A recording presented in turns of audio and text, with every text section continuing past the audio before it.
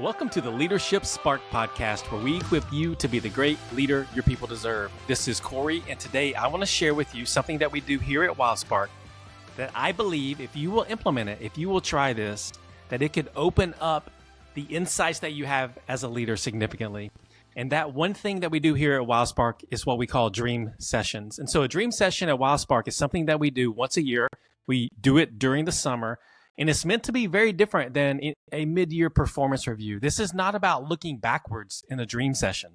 It's about looking forward in a dream session. And what I've found as I've done this for several years now is that the amount of insights, the value of the insights that I get from these dream sessions is significant.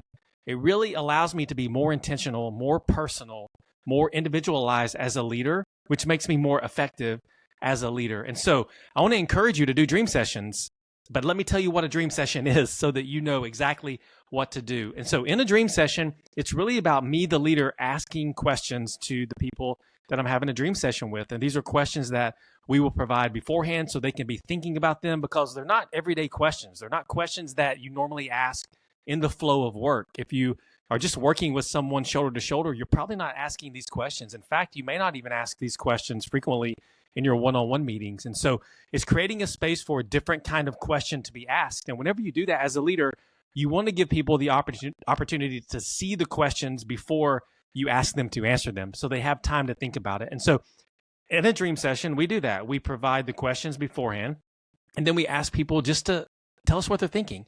And so the questions that we ask are, what are your strengths? What are the things about your job that give you life? What are the things about your job that when you do these things, you can do them for hours upon hours and not even feel like you've been spending hours doing it? This is the type of work that gives us energy, and we all have aspects of our job that give us energy. And so we want to talk about what those are. We also want to talk about what aspects of your job drain energy from you, because we want to make sure in asking those questions that the majority of time you spend at work is doing the work that brings you to life, not takes life from you. And so we ask the question around that. We ask questions like, what's hard about your job that will never change? And what's hard about your job that can change? What are things that we could change that would make your job not as hard as it is? Or what are the things that you need to be aware that as long as you're doing this job, those things are going to be hard? We ask questions around growth. Where have you grown the last 6 months?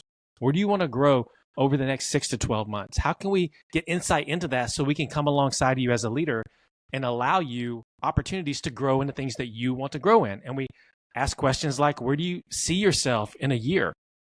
Where do you see yourself in 3 years, a longer time horizon? What are the things that are really the dreams that you have as a person? And how, as a leader, can I come alongside you and give you opportunities, or come alongside you and help you get to where you want to go in your career? And how can I support you and help you more? And so what I found is that when I ask these questions in these dream sessions, that I get as a leader so much value from the insights that people share. It actually allows me to be a better leader.